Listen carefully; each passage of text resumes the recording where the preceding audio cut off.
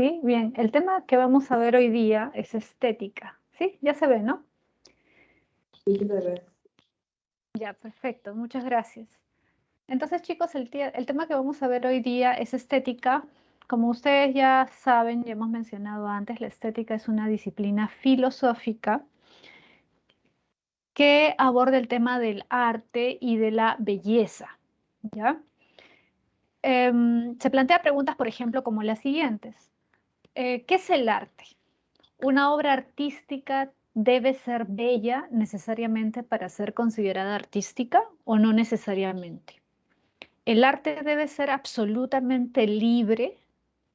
¿Debe haber alguna relación entre la moral y el arte? Es decir, el arte, por ejemplo, debe enseñar algo moralmente. ¿Es mejor el arte que enseña algo o es mejor el arte por el arte? El arte sin ningún compromiso social, moral, ¿no? ¿Qué es la belleza? ¿La belleza es subjetiva o es objetiva? ¿De dónde provienen nuestros juicios estéticos? Etcétera. ¿Te das cuenta?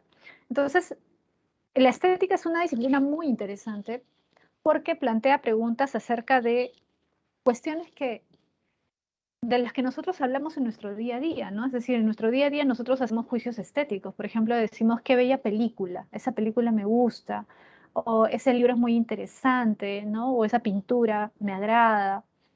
em, o ese animal es muy hermoso, por ejemplo, si vemos un documental y vemos un tigre de Bengala o qué sé yo, ¿no? No sé, un león o una gacela, un oso panda, decimos ese animal es bello, ¿no? Es bonito, ¿no?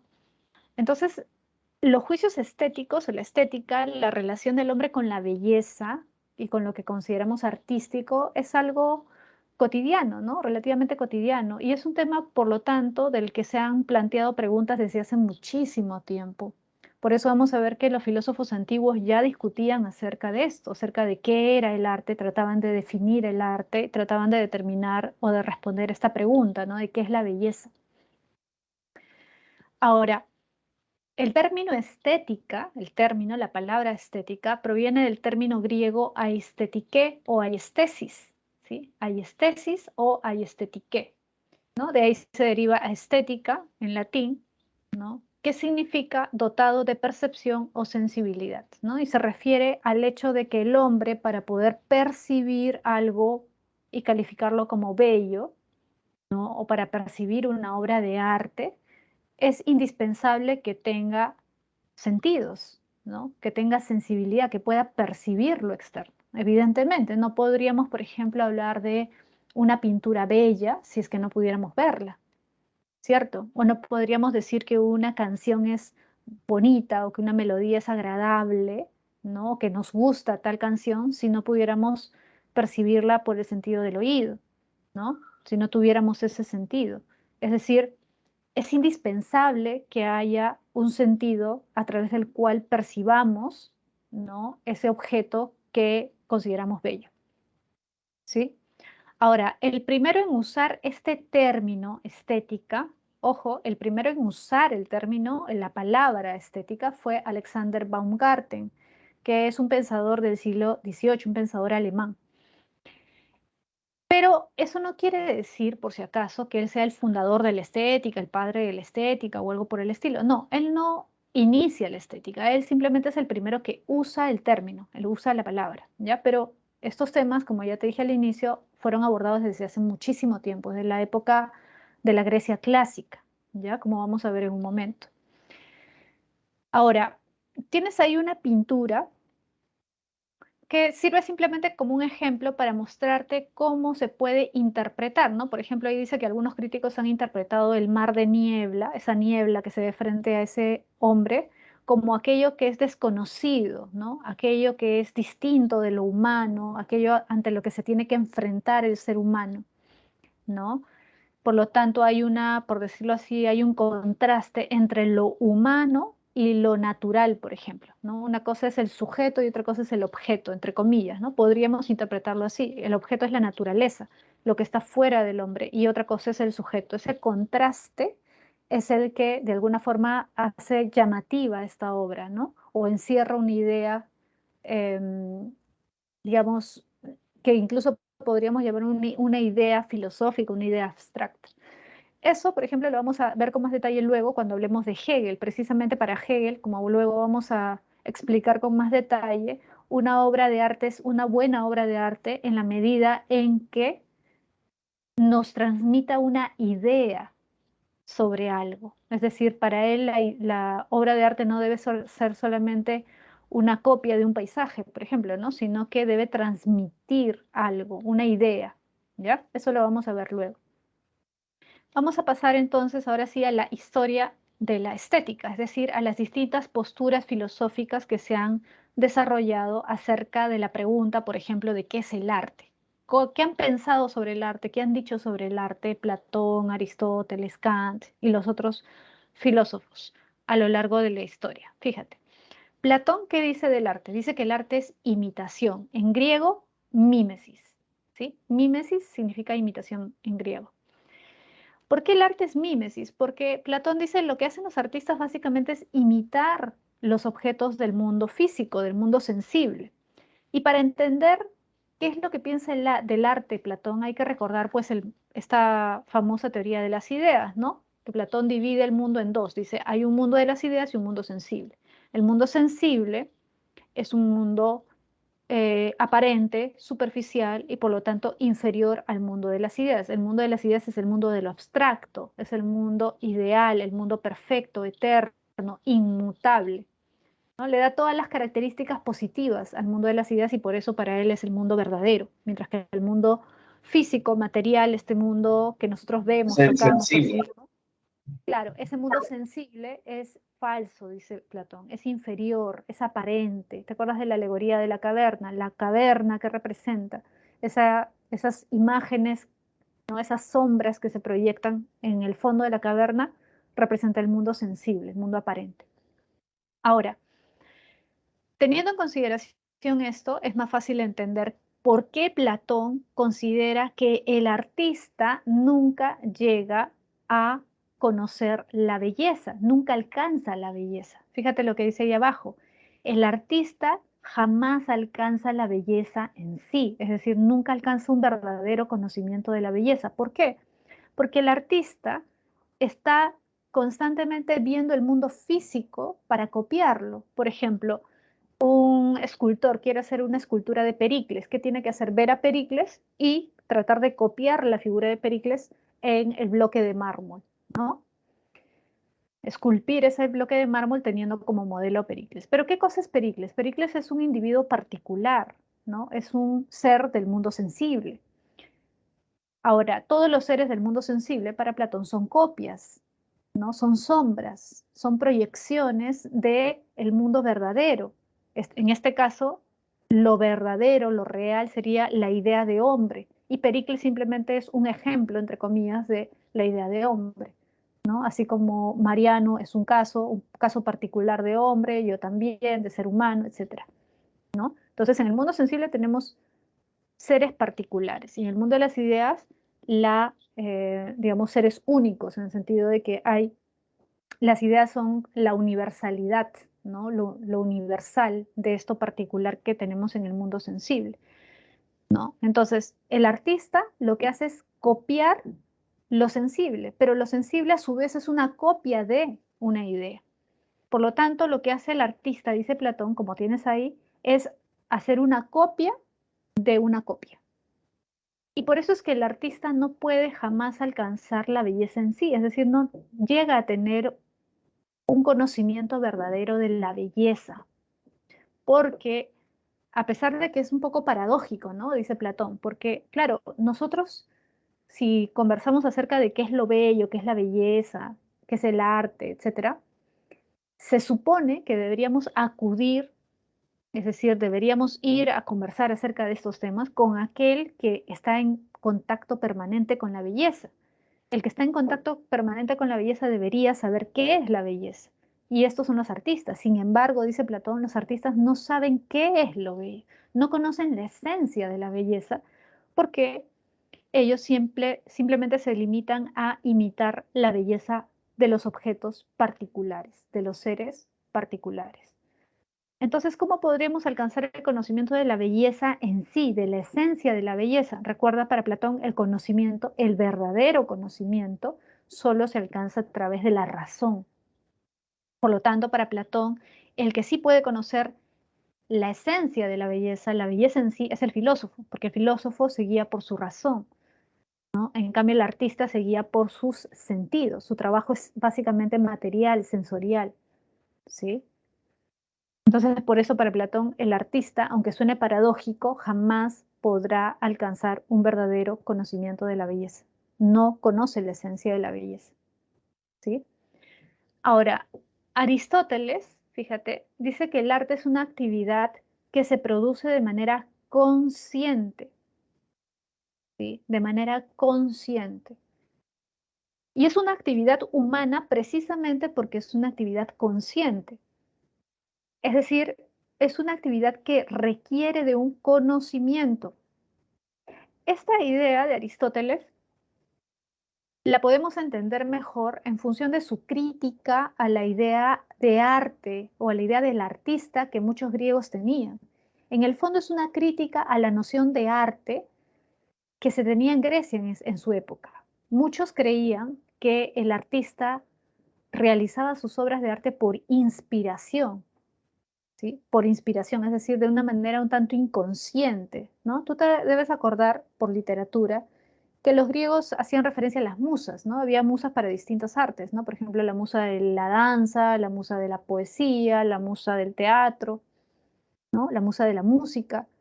Había musas para distintos artes. Las musas eran las que causaban la inspiración del artista para que éste creara una obra. Ya, Aristóteles está en contra de esa idea, porque esa idea encierra, o esa postura, encierra la idea de que el arte es inconsciente, de que el arte se da por impulso, por inspiración.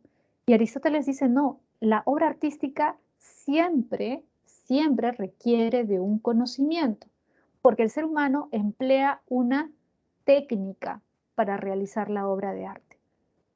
Técnica en griego tekné, ¿sí? Entonces, para realizar una obra artística es necesaria una técnica. Y ojo, no se refiere con técnica solamente al hecho, por ejemplo, de que sepas combinar colores para pintar, ¿no? O que sepas usar el cincel y el martillo para esculpir, no solamente en ese sentido físico, sino en un sentido más racional, en el sentido de que debes tener un conocimiento de la materia que usas para realizar tu obra de arte. Por ejemplo, eres escultor. No solamente debes saber, como ya te decía, usar, ¿no? El cincel y el martillo, sino que tienes que conocer las propiedades del material que vas a esculpir. Por ejemplo, no es lo mismo esculpir un trozo de mármol que un trozo de granito.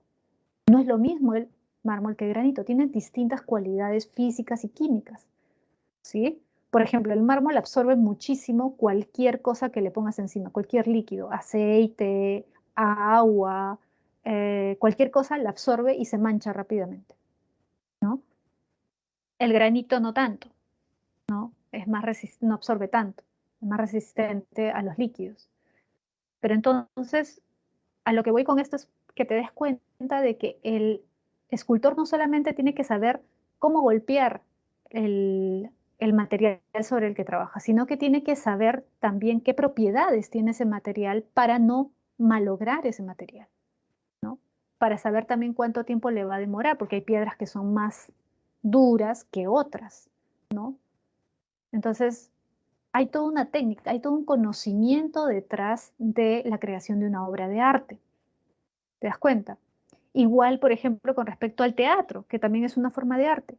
¿Qué diría Aristóteles? Claro, para hacer una obra trágica, por ejemplo, el, el, el compositor tiene que saber cómo, por ejemplo, estructurar su obra, en qué momento va a entrar el coro, cómo construir sus personajes, ¿no? Cómo introducir el tema, cómo realizar el nudo, cómo llevar al desenlace. Esta estructura que tú debes haber escuchado muchas veces de inicio, nudo y desenlace, esa es una estructura que viene desde esa época y precisamente el que establece esa estructura es Aristóteles, ¿no? Actualmente como que ya los parámetros sobre, sobre las piezas literarias han cambiado, ¿no? Ya no se respeta mucho eso. Ahora hay saltos temporales y todo lo demás. pero por mucho tiempo se creía que toda obra literaria debía tener esos tres momentos, ¿no? Inicio, nudo, desenlace, y debía ser cronológico, es decir, no podían haber saltos temporales, sino que debía haber una secuencia temporal, ¿no? Que también debía haber un espacio, un lugar, un contexto donde se realizaran los eventos, ¿no?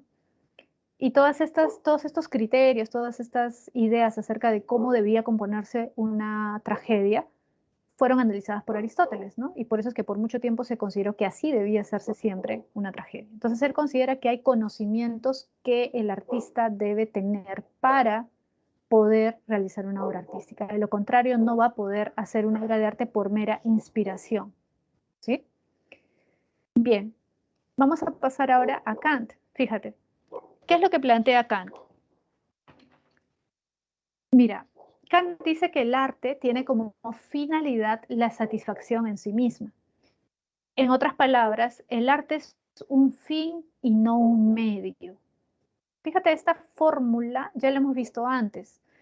La semana pasada, cuando vimos la ética de Kant, no sé si recuerdas, vimos el imperativo categórico, ¿no? El imperativo categórico es como una ley que te ordena actuar de determinada forma, pero recuerda que para Kant esa ley no necesariamente debe provenir de afuera, es decir, no es otro el que te obliga, sino que tú mismo puedes obligarte a realizar una acción. ¿En función de qué o considerando qué cosa?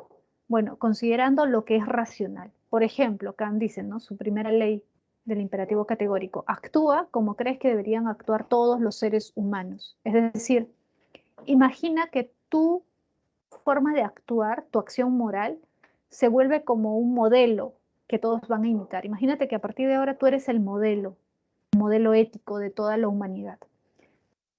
Y cuando quieras hacer algo, pregúntate, ¿es deseable, es bueno que todos hagan esto que yo pienso hacer? Y ahí tu razón te va a dar la respuesta. Fíjate, ¿eh?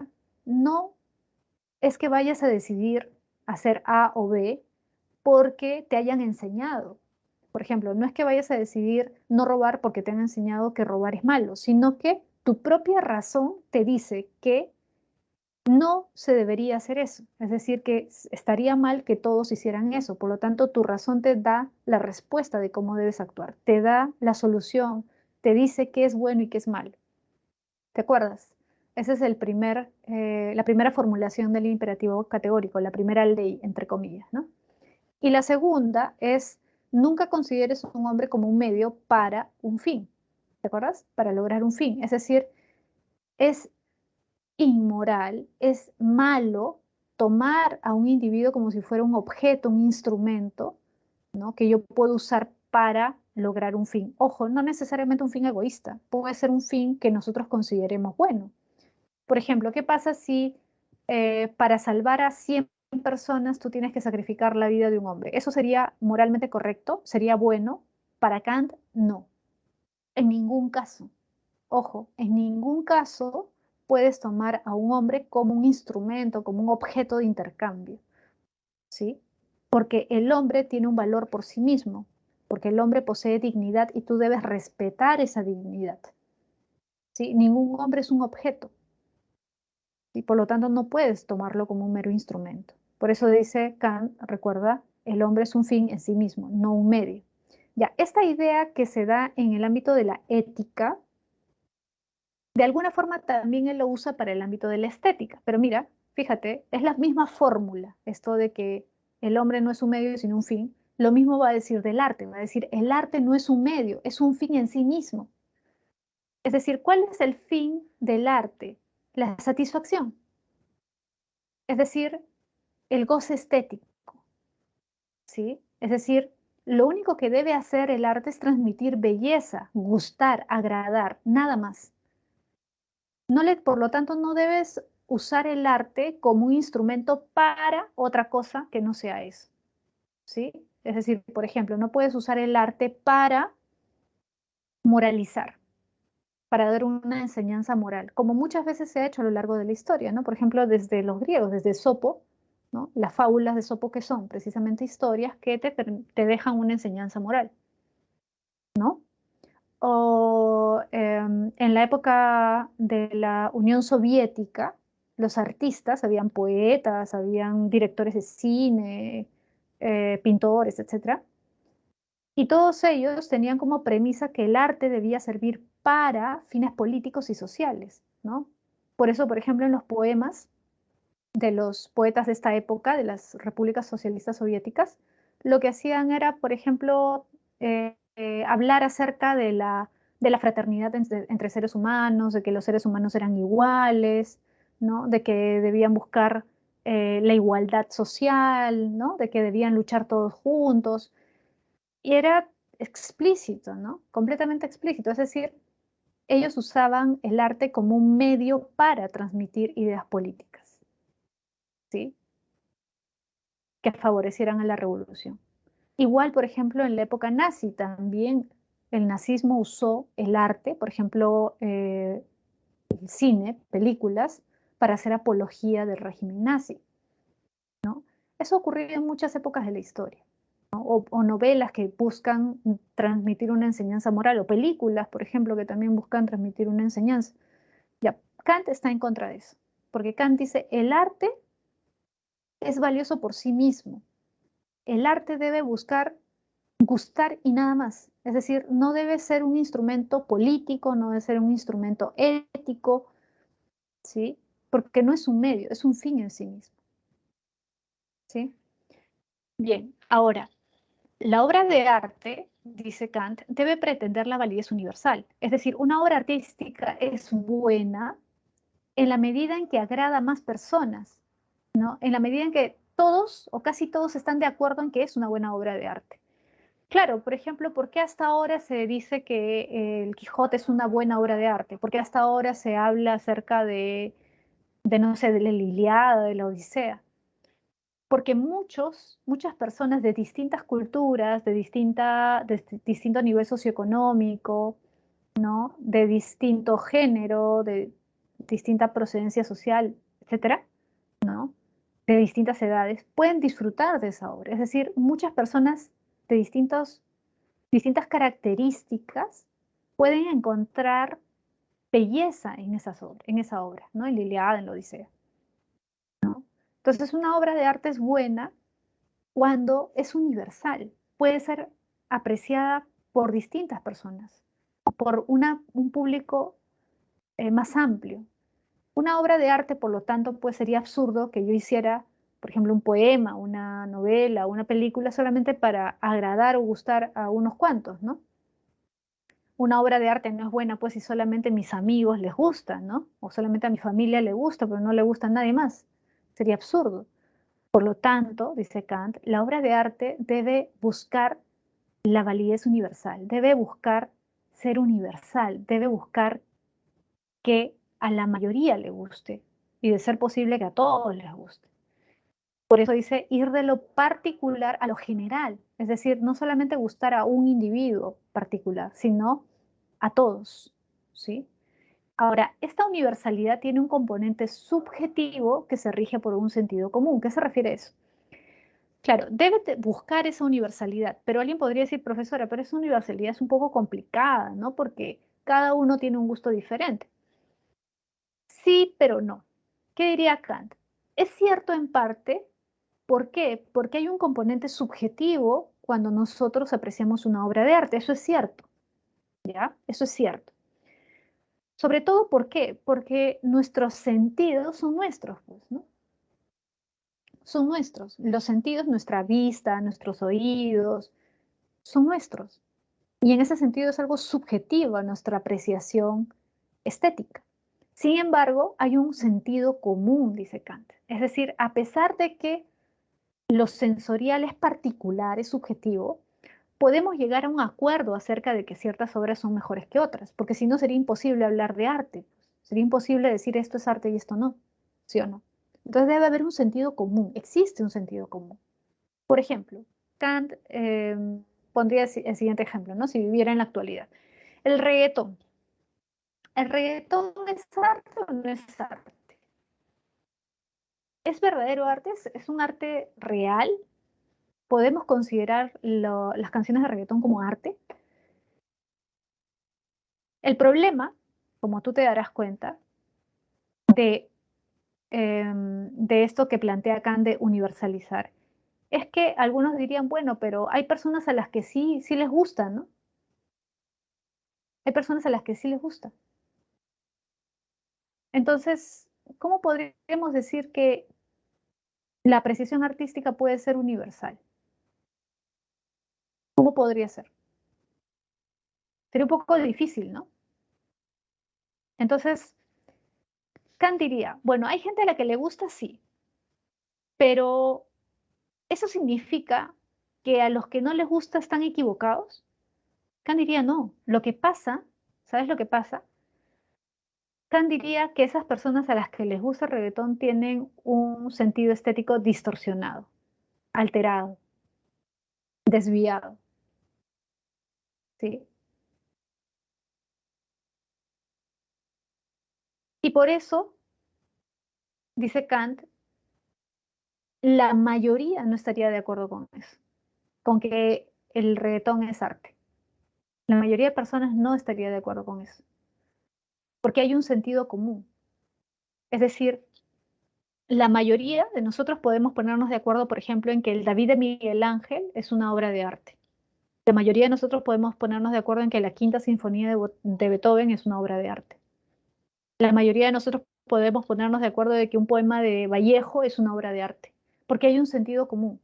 Ahora, el hecho de que haya uno, dos, tres, 10, 15, 1000 de entre todos los seres humanos que prefieran el reggaetón no significa que no se puede universalizar, significa simplemente que esas personas tienen una forma distorsionada, ¿no? Que han distorsionado su gusto y está alterado, por decirlo así. Pero en general sí se puede llegar a un acuerdo, porque hay un sentido común. Es decir, a pesar de que mis sentidos son la base de mi apreciación estética y mis sentidos son particulares, míos, sí hay una posibilidad de universalizar, porque hay un sentido común. ¿Sí? Ahora, los juicios del gusto, fíjate, dan origen a una universalidad subjetiva, es decir, los juicios estéticos, ¿no? Es decir, cuando yo digo, esta pintura es bella, esta película me gusta, este cuento es bueno, ya. Esos son los juicios estéticos, ¿no? Los juicios del gusto. Dan origen a una universalidad subjetiva, es decir, se puede universalizar, sí, pero la base es subjetiva. ¿Por qué la base es subjetiva? Ya dijimos porque el punto de partida para mi apreciación estética son mis sentidos. Y mis sentidos son algo subjetivo, son algo mío, personal, ¿sí? Que sin embargo podemos universalizar porque podemos ponernos de acuerdo, porque hay un sentido común, como ya dijimos. Pero los juicios morales, fíjate, acá hay una distinción, ¿ah? Juicios del gusto, estética, juicios morales, ética. Los juicios morales no se estructuran a partir de una universalidad subjetiva, sino de una universalidad objetiva, ¿ya? Es distinto. ¿Por qué? Porque como ya vimos la semana pasada y como te comenté al inicio, ¿no? De esta diapositiva, para Kant la razón es la que manda en los juicios éticos. Es decir, para determinar si algo es bueno o es malo, yo tengo que hacerle caso a mi razón, ¿sí? Ahora, mi razón no es distinta de la razón de Juan, de Pedro, de María, de Luis. No, la razón humana es la misma en todos. Es decir, todos compartimos la misma racionalidad. Y en ese sentido, la razón no es algo subjetivo, sino algo objetivo. ¿Se entiende? La razón no depende de mi apreciación personal, sino que la razón es algo objetivo, que no depende de mis gustos, ¿sí? No depende de mis intereses particulares. Por lo tanto, los juicios del ámbito moral, del ámbito de la ética, tienen un punto de partida objetivo porque parten de la razón. En cambio, los juicios estéticos parten de lo subjetivo porque parten de lo empírico, de lo sensorial, de la sensibilidad, de la experiencia, ¿sí? En otras palabras. Es decir, recuerda que Kant dice, para que haya conocimiento deben participar la razón y la experiencia, ¿cierto? Ya, en el ámbito de la ética lo que manda es la razón. En el ámbito de la estética, Kant diría lo que manda es la experiencia, porque el punto de partida de toda experiencia estética es eso, la experiencia. ¿Entiende? La sensibilidad, porque cualquier apreciación estética nace de mis sentidos, ¿sí? Por eso la universalidad ahí se da como con la base de la subjetividad, ¿sí? Bien, vamos a pasar ahora a Hegel y a Nietzsche, ¿ya? Por ahí veo que han puesto una pregunta. Sí, justo les iba a comentar esto. Mejor hagan esa pregunta por el multichat porque ahí hay más tiempo, ¿ya? Igual le voy a tomar foto por si acaso para ver si la próxima semana ahí puedo poner al menos la clave, si es que tuvieran alguna duda, ¿ya? Estoy tomando foto a la pregunta para ver si les puedo dar una respuesta a la próxima clase, ¿ya? Ahora, vamos a explicar Hegel y Nietzsche. Fíjense, Hegel recuerda que plantea un idealismo absoluto. La filosofía de Hegel se conoce como idealismo absoluto. ¿Por qué? Porque el punto de partida para Hegel siempre es lo abstracto, lo ideal, ¿ya? Esto en oposición a lo físico, lo material, lo concreto. Fíjate, por un lado está lo abstracto y por otro lado lo concreto. Hegel siempre parte de lo abstracto, de lo ideal. Y es por eso que recuerda que Marx lo critica, ¿sí? Marx critica a Hegel porque para Marx el punto de partida es la materia, es decir, para Marx no debemos plantear cuestiones ideales, abstractas para explicar la realidad. Para explicar la realidad basta con ver la realidad. Por eso Marx es un materialista. Para Marx las bases de todo lo que podamos conocer están en la materia, en lo concreto, en lo físico, en lo empírico. En cambio, para Hegel es al revés. El punto de partida es la razón, la idea, lo abstracto. Ahora, ¿qué dice Hegel? Que el arte es la expresión sensible de la idea. Claro, porque el hecho de que el punto de partida sea lo abstracto no niega o no quiere decir, ojo, que Hegel desprecie lo sensible. No, Hegel también quiere explicar la realidad concreta, la realidad material, pero lo hace desde lo abstracto. Ahora, ¿qué dice Hegel? El arte es la expresión sensible de la idea. Es decir, en otras palabras, el arte es la manera como la idea se hace materia, como la idea se expresa, se hace realidad sensible. ¿Se entiende? Para usar una analogía, fíjate, es solamente una analogía. Así como Dios se hace carne, se hace hombre en Cristo, entre comillas, ¿no? Se hace hombre en Cristo, en Jesús. La idea, lo abstracto, se hace realidad material, por ejemplo, a través del arte, ¿sí? Por eso dice es la expresión sensible de la idea, es la expresión material de la idea. ¿Y por qué, profesora? Bueno, primero porque el arte evidentemente tiene un sustrato material, es decir, no puede haber una pieza artística sin, por ejemplo, mármol, si hablamos de la escultura, o sin granito, sin algún material físico, ¿cierto? No puede haber pintura, sin color, ¿no? No puede haber música sin sonido, que no es algo que vemos, pero es algo que percibimos a través de nuestros sentidos. Es decir, el arte tiene un sustrato material, pero, ¿por qué es la expresión sensible de la idea? Es decir, ¿qué aspecto abstracto y material tiene el arte? Hegel diría que la capacidad del arte para transmitir precisamente ideas o conceptos. Es decir, a pesar de que la obra de arte es algo material, expresa algo conceptual, expresa algo ideal. Y es mejor aquella obra de arte que expresa precisamente ese aspecto. Y además porque recuerda que Hegel valora mucho la libertad, ¿no? Lo abstracto, lo ideal es libertad, mientras que lo concreto, lo material, no tiene nada de libertad.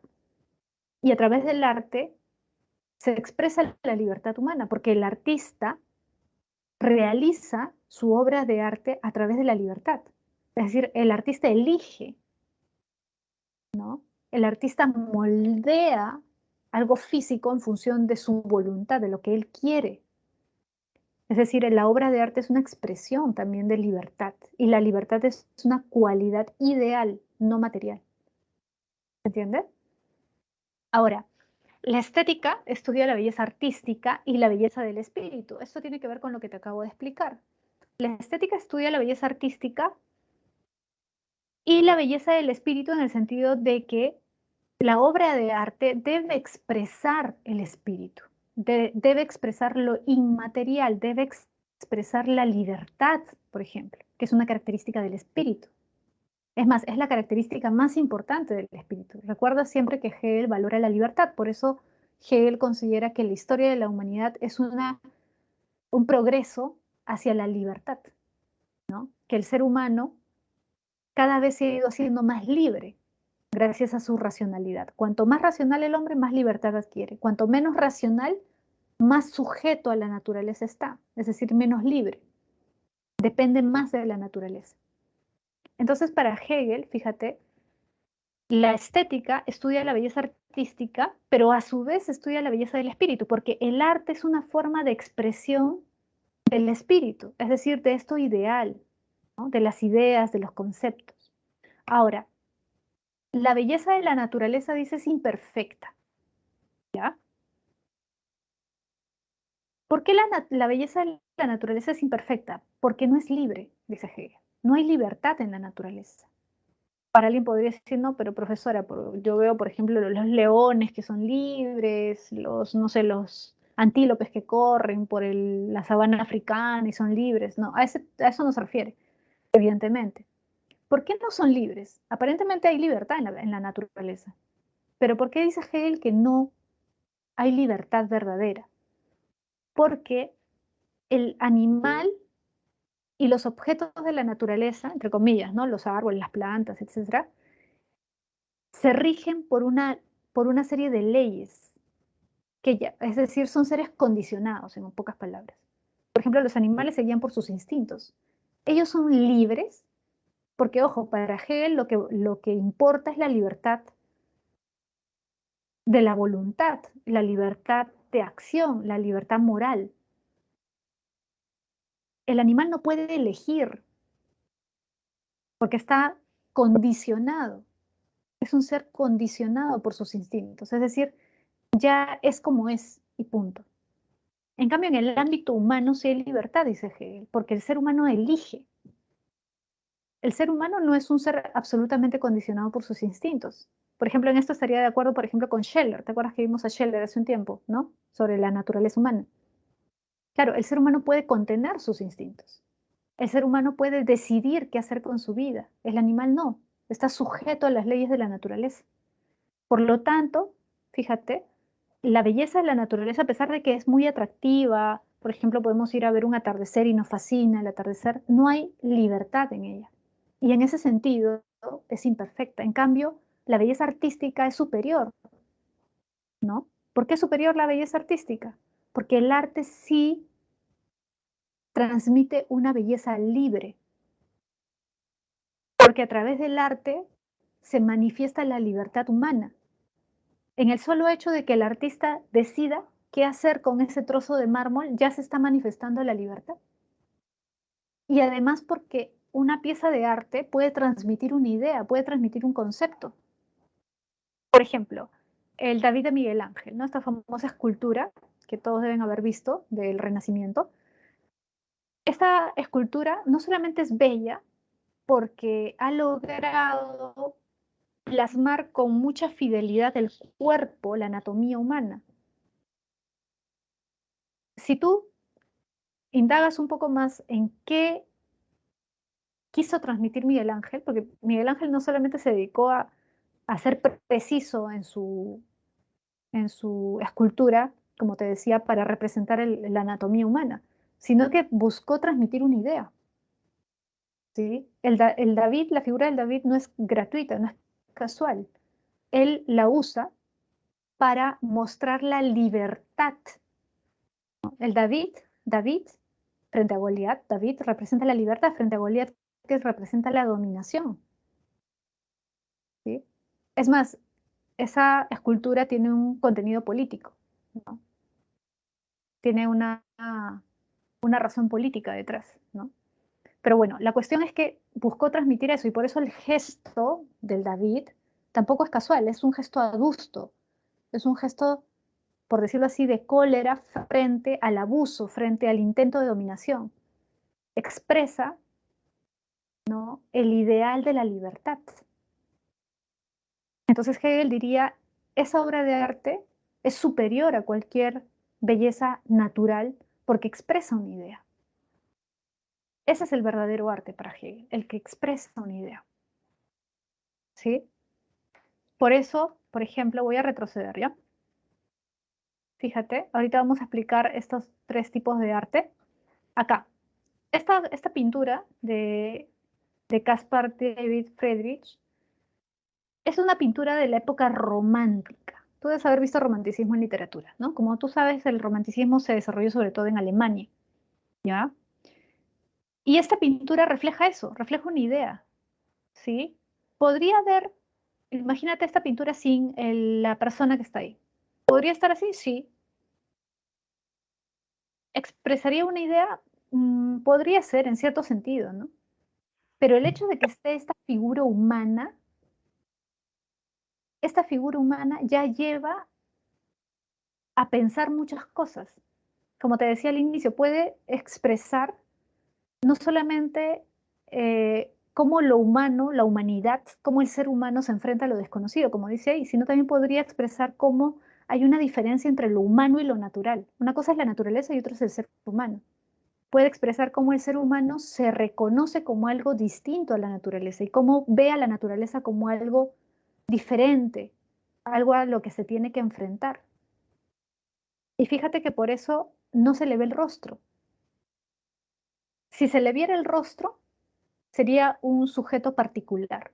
Pero precisamente la intención del artista es que tú identifiques en ese hombre particular, entre comillas, a toda la humanidad, a todos los seres humanos, a cualquier ser humano.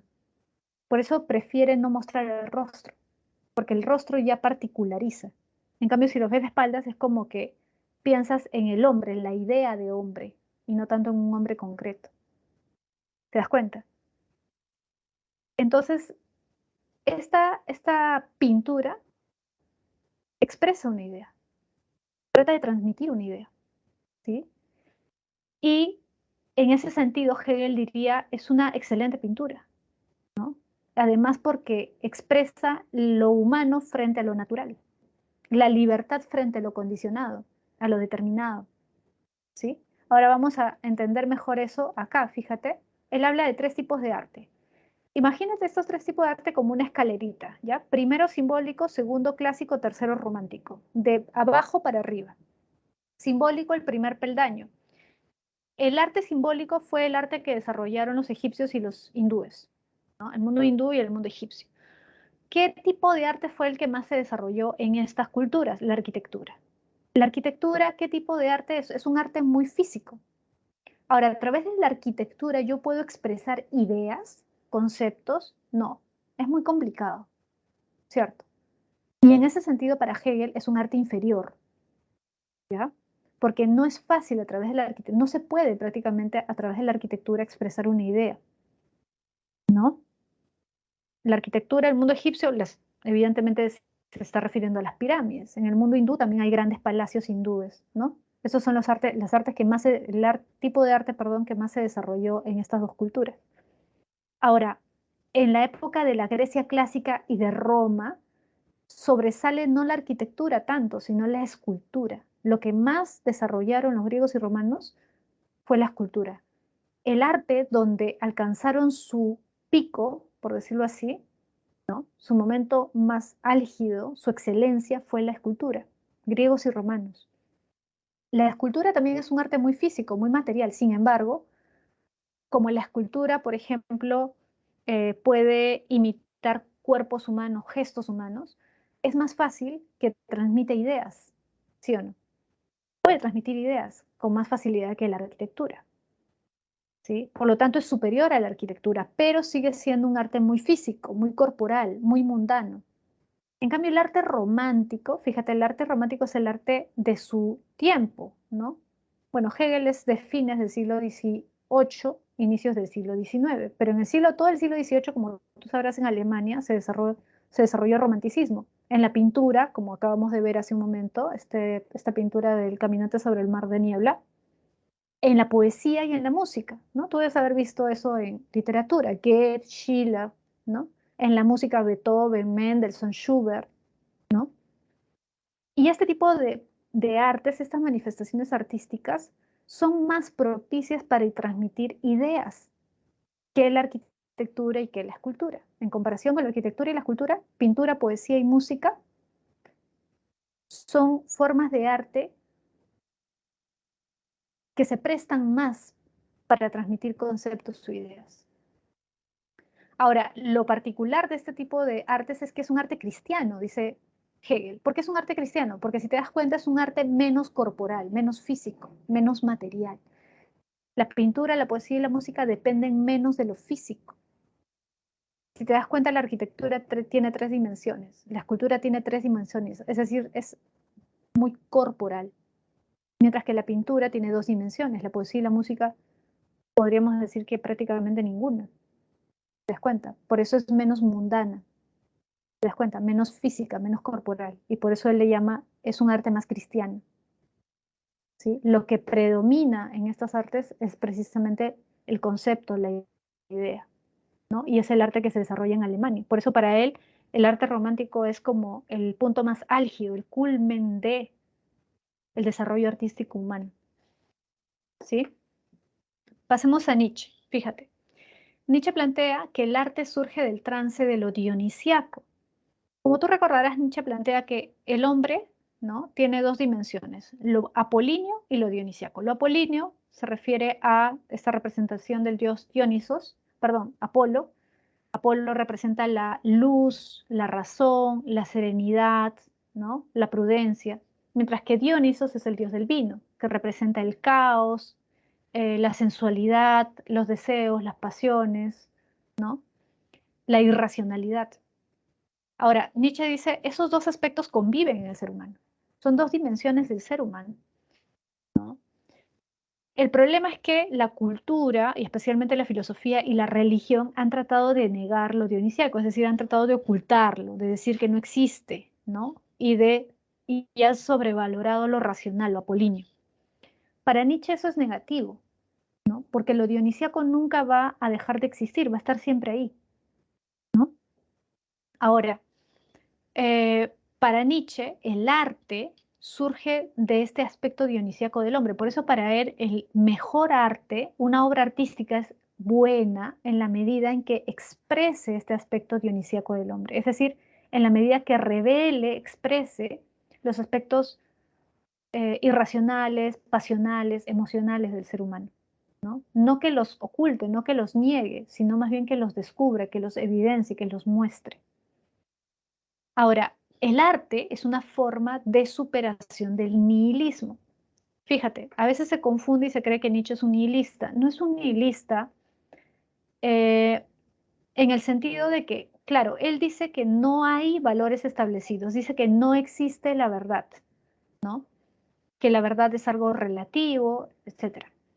Pero, a pesar de ello, él no ve con buenos ojos el nihilismo, porque el nihilismo siempre cae en un pesimismo. Es decir, si tú crees que no hay verdad, que no hay bien ni mal, sino que todo es relativo, que no existe Dios, etcétera, si tú niegas aquellas cosas que le han dado fundamento a tu vida, a tu existencia, a tu moral, lo más probable es que caigas en un pesimismo.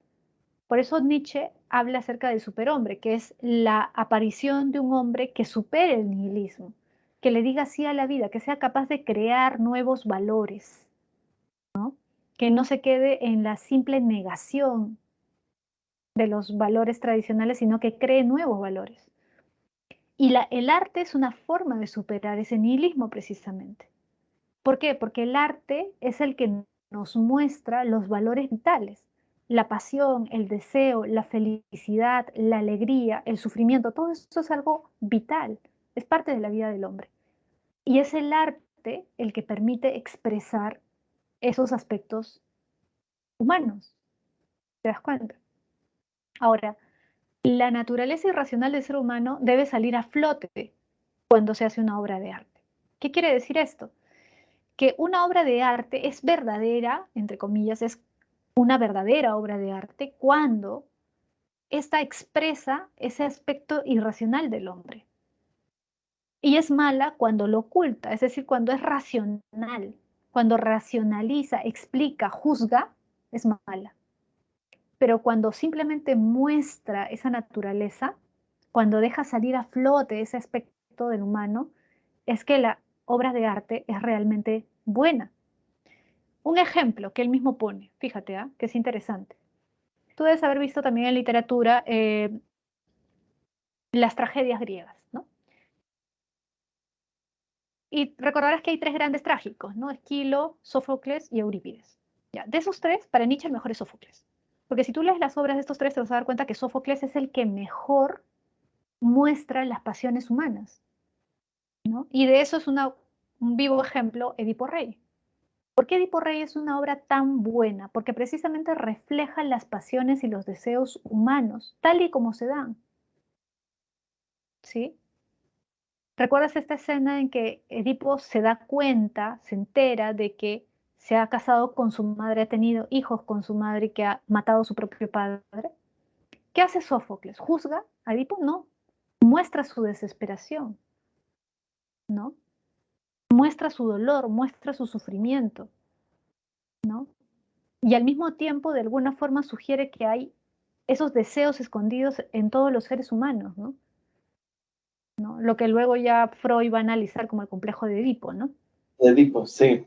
Claro, Eso era algo que se utiliza en el ámbito psicológico. Algunas personas claro, pueden padecer de ello. claro. Entonces, fíjate, lo que se diría Nietzsche es, Sófocles es un gran artista porque logra mostrar ese aspecto dionisíaco del ser humano, las pasiones, los deseos que todos tenemos, ¿no? Pero que muchas veces negamos o reprimimos. El arte permite que todo eso reprimido, que todo eso que Freud llamaría inconsciente, salga a flote de manera natural, ¿no? Y nosotros no nos pues escandalizamos con eso, ¿no? Sino más bien nos maravillamos, nos sorprendemos, pero al mismo tiempo reconocemos que es algo humano. Por eso el arte es tan valioso para Nietzsche. Y por eso para Nietzsche un mal arte es el que racionaliza, explica y juzga, como el de Eurípides. Eurípides, de los tres trágicos, Nietzsche dice es el menos trágico. ¿Por qué? Porque no busca manifestar, mostrar las pasiones, los deseos, sino que más bien lo juzga, lo racionaliza, explica todo. Y un arte que explica todo ya no es arte, pues. Eso ya es filosofía en todo caso. Por eso no es casualidad que exista el rumor, la leyenda, entre comillas, de que Sócrates le ayudaba a hacer sus obras a Eurípides. No sé si sabías eso. Pero se dice que Sócrates, ¿no?, le corregía las obras a Eurípides o lo asesoraba, entre comillas, cuando hacía sus tragedias, ¿no?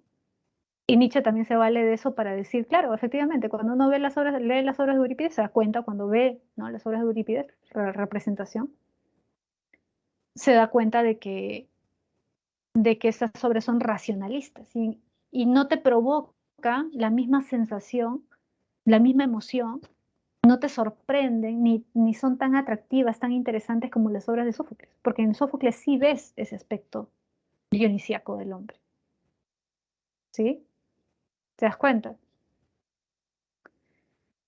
Claro, a Frank pregunta, ¿no? ¿El arte nos hace conscientes de nuestras condiciones humanas? Claro, efectivamente. Nietzsche diría sí, en ese sentido el arte es valioso porque nos hace conscientes de ese aspecto que todos nosotros tenemos, pero no lo hace para juzgarlo, para reprimirlo, para decir que es malo, sino para mostrarnos tal y como somos. Y en ese sentido es valioso el arte, ¿no? La actividad artística, ¿sí? Los obeliscos, pregunta Frank, ¿serían arte clásico? No, los obeliscos que tienen más de arquitectura para Nietzsche serían una muestra de arte simbólico, ¿ya? Para Nietzsche sería arte simbólico. La escultura, sobre todo, la toma Nietzsche como, oh, perdón, ¿qué estoy hablando? Hegel, ¿no? Hegel más bien toma la escultura como la expresión, no, la representación humana o de objetos de la naturaleza, ¿no? O sea, por ejemplo, una escultura de un caballo, la escultura de una serpiente, la escultura de un hombre, ¿no? Para él eso es escultura. Los obeliscos serían obras arquitectónicas para él, ¿ya? Bien, vamos a pasar a los movimientos del arte contemporáneo, fíjate. Acá tenemos varios movimientos, ¿no? Primero el impresionismo. El impresionismo buscó mostrar la luz y el color tal como se dan en la naturaleza, en el instante mismo en que estás observando. Por eso es que ellos hacen sus obras muy rápido. Mira, sus trazos, sobre todo arriba, te das cuenta de que no son claros. No les interesa tanto la figura, sino el color, la luz y la sombra, ¿sí? Ahora, ¿por qué les interesa esto? Porque ya no están tan interesados en reflejar la realidad tal cual es, ojo, la realidad, no la luz y el color. La luz y el color sí quieren reflejarlo de la manera más fiel posible, pero la forma no tanto porque para esa época ya se había inventado la fotografía. Y la fotografía es como que le quita el espacio al pintor. Ahora, ¿qué voy a hacer si ya hay una máquina que refleja fielmente la realidad? Y por eso es que comienzan a experimentar. Por eso es que estos movimientos del arte contemporáneo son vanguardistas. ¿Qué significa vanguardista? El que está a la vanguardia, es decir, a la delantera, el que trata de innovar, de experimentar. ¿Sí? Las obras del impresionismo básicamente se refieren al mundo exterior, a la naturaleza, a paisajes o también a escenas de la vida cotidiana, pero que se dan en el exterior, en cafés, restaurantes, muelles, playas, etcétera. ¿Ya? Se centran, repito, en la luz y el color. Y básicamente es un movimiento francés. Ahora, el expresionismo nace en Alemania y es opuesto al impresionismo. ¿Por qué? Porque el expresionismo busca expresar el mundo interior del artista, la visión interior. Por lo tanto, no les interesan los paisajes. Y si hay algo de paisaje, como en la pintura que ves al inicio, es solamente una excusa para mostrar las emociones o los sentimientos del artista. Y por eso es que si te das cuenta usan colores muy fuertes, rojo, naranja, azul, muy fuerte. Colores que son hasta cierto punto violentos, porque tratan de expresar esos sentimientos interiores del artista, que son sentimientos, eh, digamos, negativos en su mayor medida, ¿ya? Porque nacen en Alemania, fíjate en qué época, en una época muy difícil para Alemania. Ahora, este movimiento no solamente se expresa en la pintura, sino también en el cine. Por eso las primeras películas de vampiros, por ejemplo, se dan en el cine mudo alemán. ¿Sí? Las primeras películas mudas en Alemania son sobre temas psicológicos y también relacionados con cosas que dan miedo, ¿no? Tienen un sentido sobre todo interior, psicológico, subjetivo. Ya no están tan interesados en lo exterior, sino en lo interior. ¿Sí? Luego tenemos el surrealismo. El surrealismo nace en Francia, pero se difunde por varios lugares de Europa. A diferencia del impresionismo, que es francés, el expresionismo, que es alemán, el surrealismo tiene representantes en todas las partes de Europa, en Italia, Alemania, Francia, etc. El surrealismo plantea que hay una realidad debajo de la realidad común, ¿sí o no? ¿Sí? Es decir, no trata de expresar la realidad tal cual es, sino más bien un mundo que está en nosotros, pero que normalmente está oculto. Y por eso su base es el psicoanálisis de Freud, ¿no? Es decir, el inconsciente, ¿te acuerdas lo que plantea Freud? Es un aspecto de nuestra mente que está ahí, pero que nosotros normalmente reprimimos y ocultamos, pero que sí se expresa a través de los sueños. Por eso es que, por ejemplo, Dalí en sus pinturas va a pintar lo que él soñaba, porque creía que esto que soñaba era una expresión de su inconsciente. Y que de esa forma él de alguna forma se liberaba de esa represión que normalmente tenemos en nuestra vida cotidiana. Igual los escritores surrealistas. Por ejemplo, la escritura automática, no sé si has visto eso en literatura. Los poetas escribían lo primero que se les venía a la mente. No trataban de racionalizarlo, de acomodarlo. No les interesaba la métrica, el ritmo, la rima. Lo que les interesaba era que su inconsciente fluyera y por lo tanto escribían tal como se les venían las palabras a la mente. Y creían que de esa forma estaban liberando ese aspecto inconsciente que normalmente reprimimos. ¿Sí? El marxismo en parte tiene relación con esto porque el marxismo también busca la liberación, solamente que desde otro punto de vista, ¿no? Liberación económica, social, política. ¿Sí? Ahora, como te darás cuenta, esta corriente tiene sobre todo un bagaje, digamos, filosófico, psicológico, es decir, fue desarrollada básicamente por intelectuales, ¿ya? En cambio, el arte pop, fíjate, Se llama así por la palabra popular, que hace referencia a lo masivo, al gusto popular. El arte pop ya no es un arte dirigido a una élite o por una élite. No le interesa al arte pop darle un contenido filosófico, intelectual, sino más bien lo que buscan es atraer a la mayor cantidad de gente posible, es decir, ser del gusto popular, ser del gusto masivo. Y para ello hacen uso de símbolos de carácter popular, por ejemplo, personajes muy famosos como Marilyn Monroe, ¿no? O incluso de los cómics, de los dibujos animados como Mickey Mouse, ¿no? En la otra representación. Entonces ellos están en contra, lo hacen a propósito porque están en contra de la idea de que el arte es solo para intelectuales o solo para una élite, sino que ellos creen que el arte debe difundirse lo más posible y debe ser el gusto masivo, ¿sí? Por eso también desarrollan cómics y otras cosas. Esta corriente, este movimiento se desarrolla básicamente en Estados Unidos y en Gran Bretaña. Y finalmente, chicos, tienen ahí dos anexos. Si quieres, tomarle foto a esa parte, pero ten en cuenta que esto está en tu boletín. Entonces, esto está más desarrollado, con más detalle en tu boletín. Te recomiendo que lo leas, lo analices, porque como tú ya sabes, todo lo que está en el boletín puede venir en tu examen, ¿sí? Creo que les falta una evaluación nada más, entonces tengan en cuenta esto para su evaluación, ¿no? Que es la última que falta, la tercera, creo. Esto y esto, ¿sí? Son temas que no incluimos antes porque este es un ciclo intensivo de 9 semanas, entonces no podemos tocar con detalle todos estos temas, pero de todas maneras es importante que lo tengas en cuenta, ¿ya? Entonces, recuerda, este y estos son temas que están incluidos en tu boletín. Revisa tu boletín y si tienes dudas sobre estos temas, consúltalo en el multichat. Y chicos, no se olviden que tienen el multichat para hacer para expresar sus dudas, hacer sus preguntas. ¿Sí? Muy bien, chicos. Entonces, Frank pregunta sobre el posmodernismo. Si no me equivoco, sobre posmodernismo está en el boletín anterior, ya en el boletín de la semana 7 de ética, ahí abajo, busca en el anexo, ahí hay una parte de posmodernismo, ¿ya? Ahí está la información, ¿sí? No va a venir algo que no esté ahí, ¿sí? Entonces, son como resúmenes, pero está ahí lo esencial, lo más importante, ¿ya?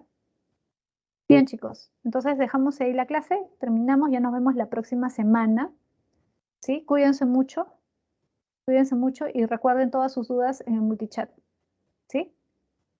Nos vemos. Chao, chicos, Chao, cuídense. Miss. Cuídense, gracias. Chao, chao.